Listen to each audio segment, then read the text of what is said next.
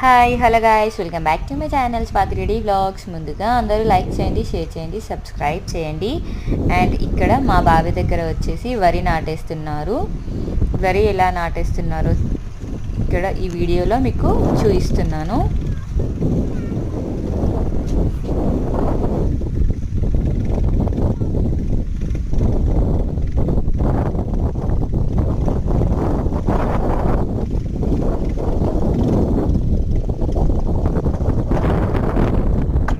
ఇక్కడ ఈ వరం పైన ఉన్నవి లుంగలు అంటారు.